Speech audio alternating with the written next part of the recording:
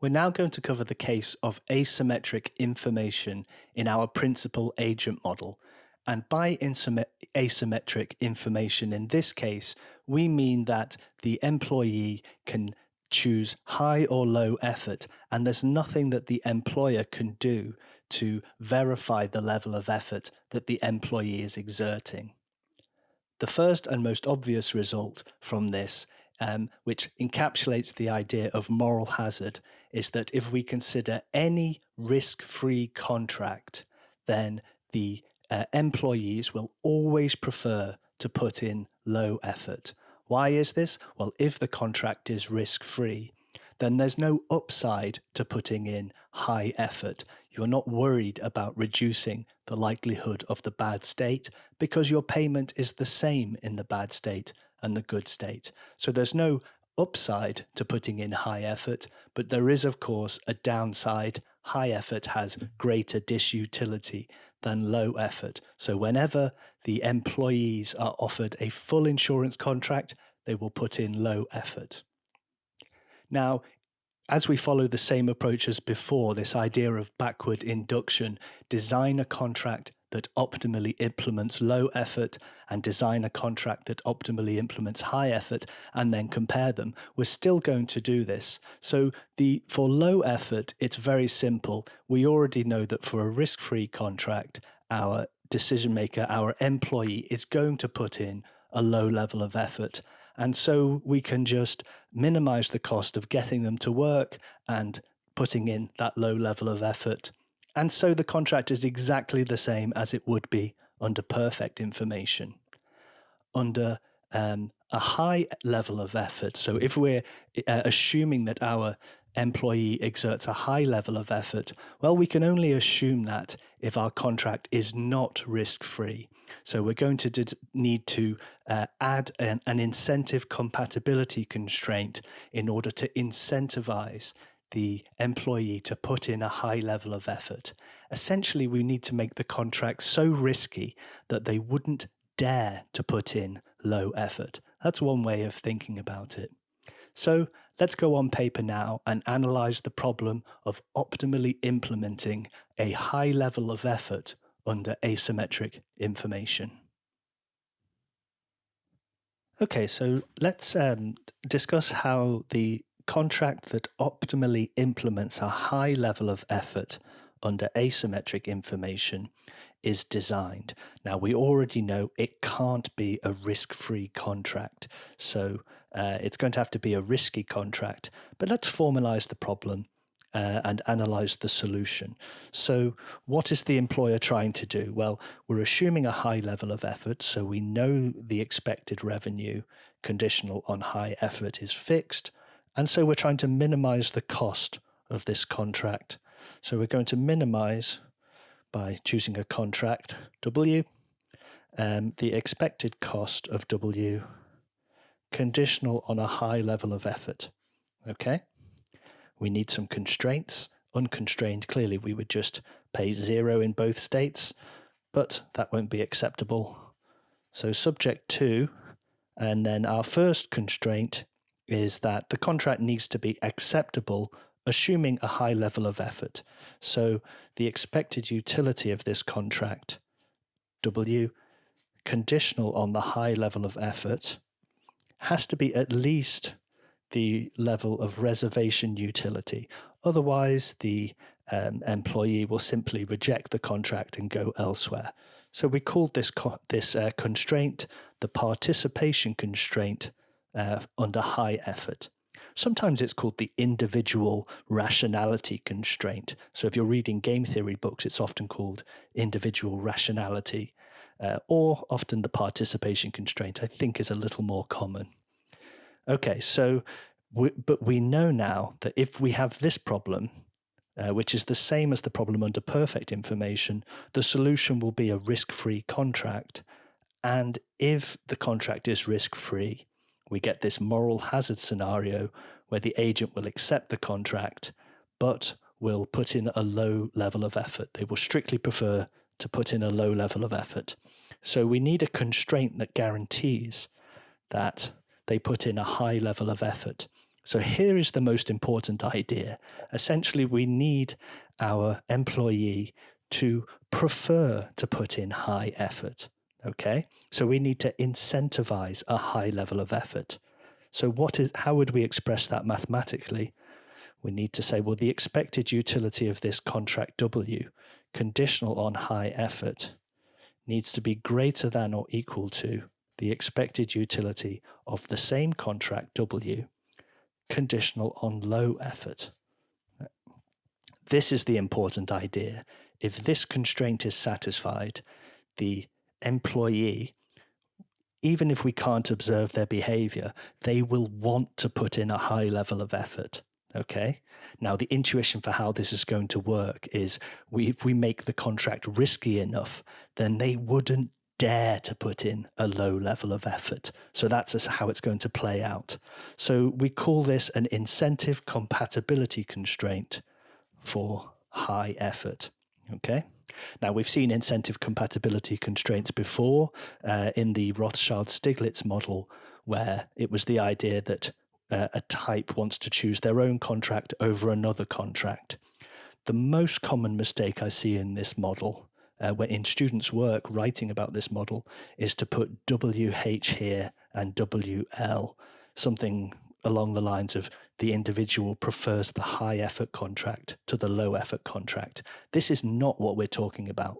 There is one contract, W.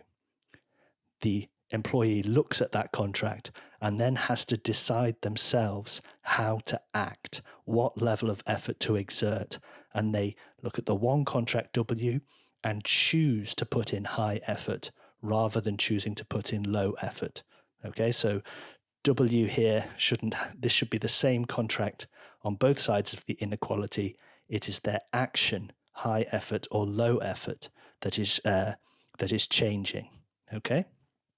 So this is the incentive constraint. How do we represent this graphically? Well, I won't go through every step, but you can show, and it's in the lecture notes, that ICH, this constraint, can be rewritten as follows. The utility of what is offered in the bad state needs to be, remember, we need to make the bad state quite bad. Okay, it needs to be risky so that they wouldn't dare to put in low effort. So it has to be less than or equal to the utility of whatever they get in the good state minus delta, where this delta term is the difference between the disutility of high effort and low effort. So that's a positive, divided by the difference in probability of the bad state conditional on low effort versus conditional on high effort. Okay, so remember, low effort makes the bad state more likely. So this difference is positive and this difference is positive. And so delta is strictly greater than 0.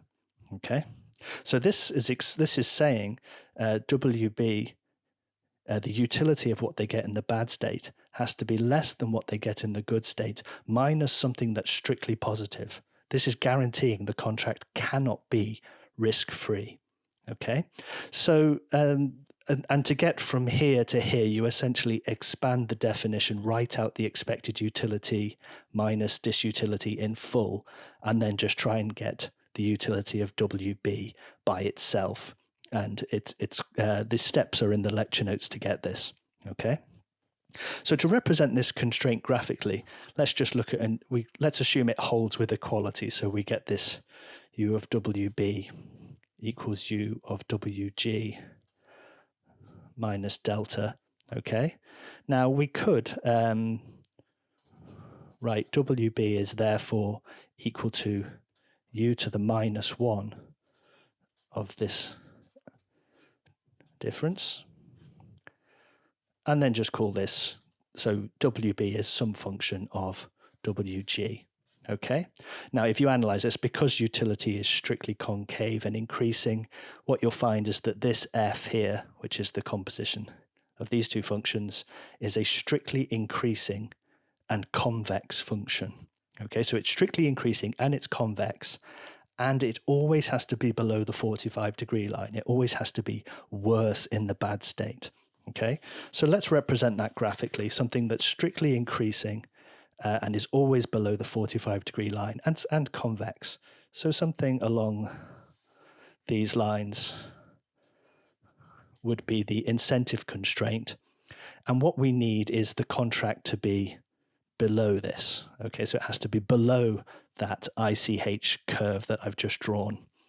It's a bit wobbly, but it should be just increasing and convex.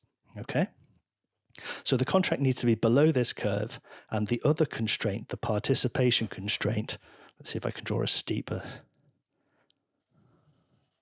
indifference curve. So this is the PCH constraint. And of course, on the 45-degree line, this would be the contract that optimally implements high effort under perfect information. And it's of course, it's not incentive compatible. It's not below this ICH curve. So where are the feasible contracts? Well, we need to be below the ICH curve and above or on or above the PCH curve. So this shaded region here, expand it a bit, anything in this shaded region is feasible. Okay, it does the job. They are, and we're including the boundary. So on or below the ICH curve, on or above the PCH curve, both the constraints are satisfied. The agent will want to accept that contract conditional on high effort, and will also want to put in high effort because they're so risky. These contracts are very risky. Low effort would be too much of a gamble. Okay. So now let's find the cost minimizing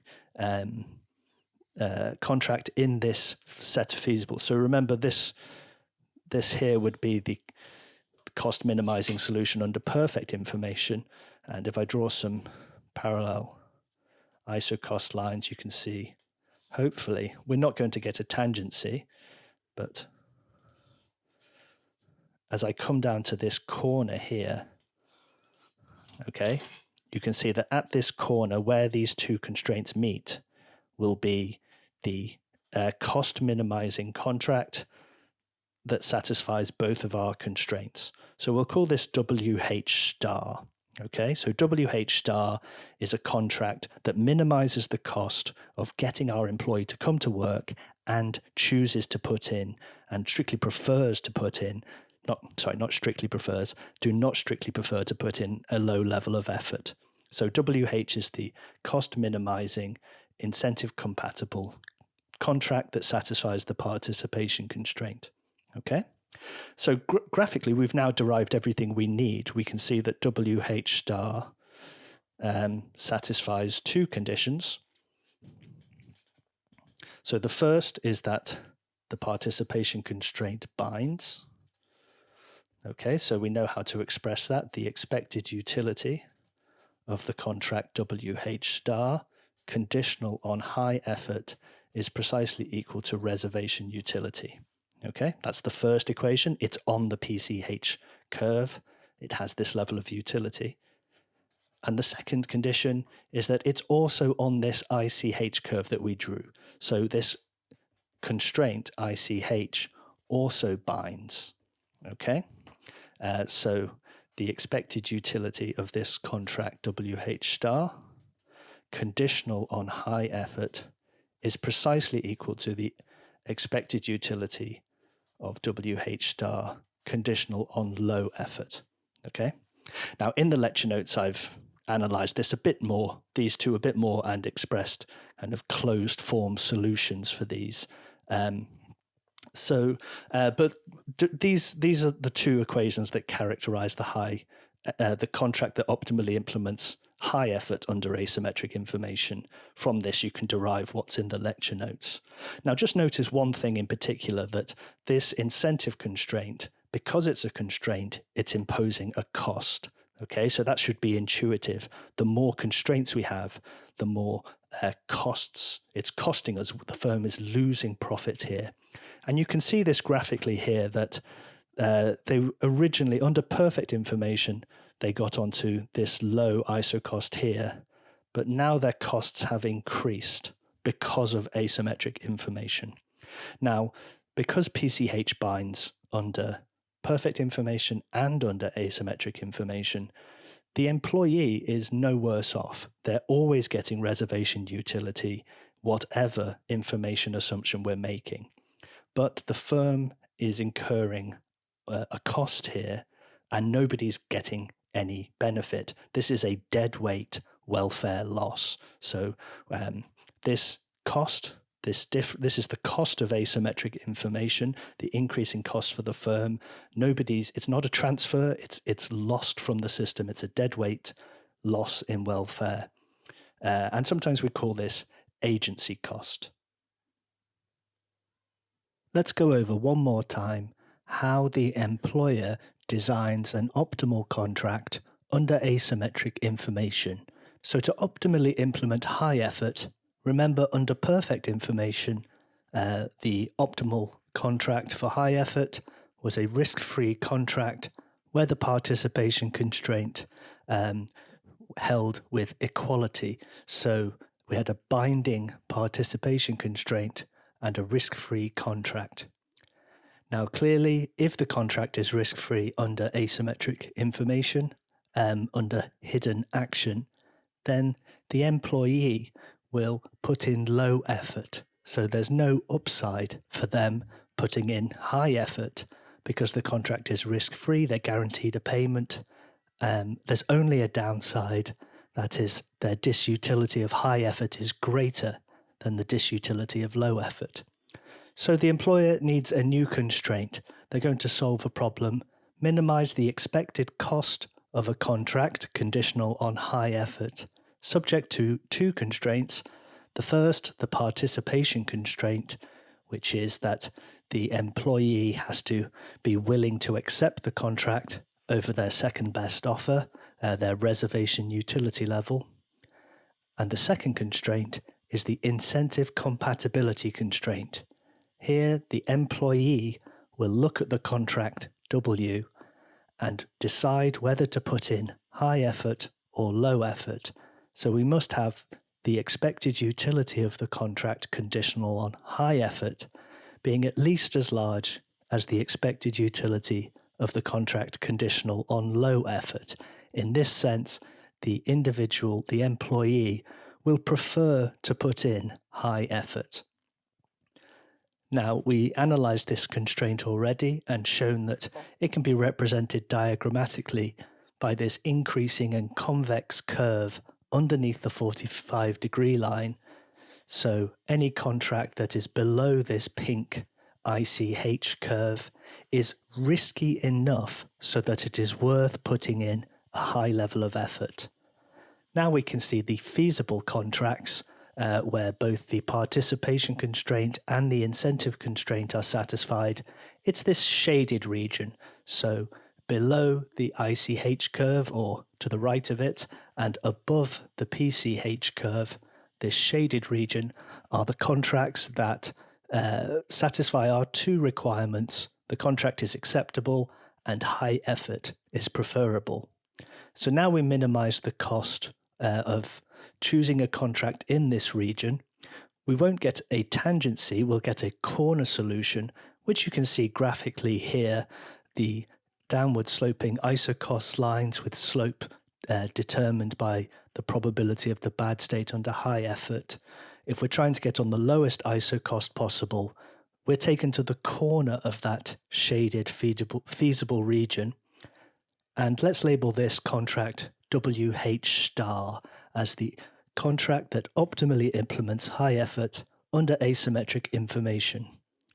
Now, WH star satisfies two equations. The first is that the participation constraint binds.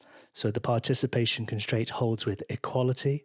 Our employee is indifferent between coming to work or not coming to work, so we assume they do. And the second equation that is satisfied is that the incentive constraint is also binding. So our employee is indifferent between high effort and low effort. He has no strict reason to prefer putting in low effort, so we assume he will put in high effort. So that characterizes the the high effort contract under asymmetric information.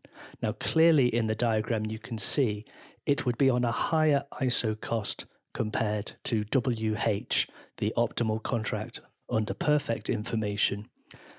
You should begin to think of constraints as adding costs. So because incentive compatibility is a constraint that is now required but wasn't required before, this is imposing a cost on the employer. The employee receives exactly the same utility under perfect information as under asymmetric information, because in both cases they just receive a contract with the same level of utility as their reservation utility. But the employer's costs have been increased, so the employer is going to lose some profit under asymmetric information.